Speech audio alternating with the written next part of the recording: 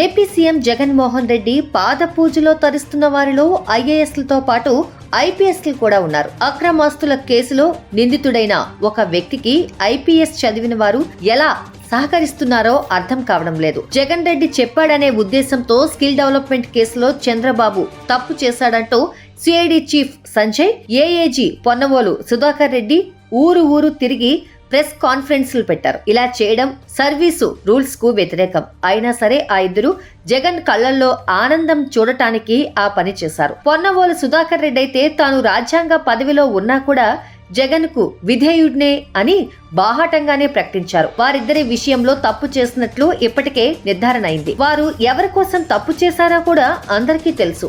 ఎవరి కోసం వారు తప్పు చేశారో వారే అధికారంలో ఉన్నారు. మరి వారు ఎలా చర్యలు తీసుకుంటారు?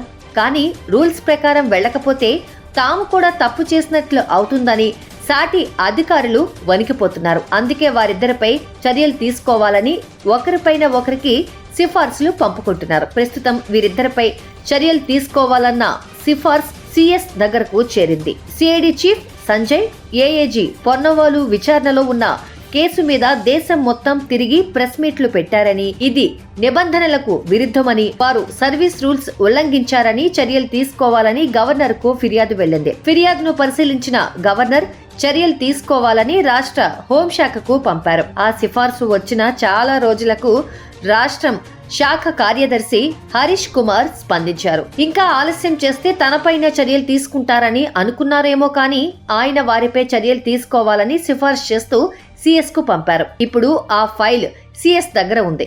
సిఎస్ నిర్ణయం తీసుకోరు, ఎందుకంటే ఆయనకు తెలియకుండా వారు అలా చేయలేరు. వారు చేసింది కూడా సీఎం, సిఎస్ కనుసన్నల్లోనే అనే అనుమానాలున్నాయి. మొత్తంగా చేసిన కుట్రలకు తగ్గ చర్యలు తీసుకోవాలని పరిస్థితులు ఏర్పడుతున్నాయి. వారిపై వారు చర్యలు తీసుకోలేరు. కానీ ప్రభుత్వం మారగానే ఒక్కొక్కరికి సినిమా కనిపించడం ఖాయమని నిజాయితీగా పనిచేసే అధికారుల నుంచి సెటైర్లు వినిపిస్తున్నాయి.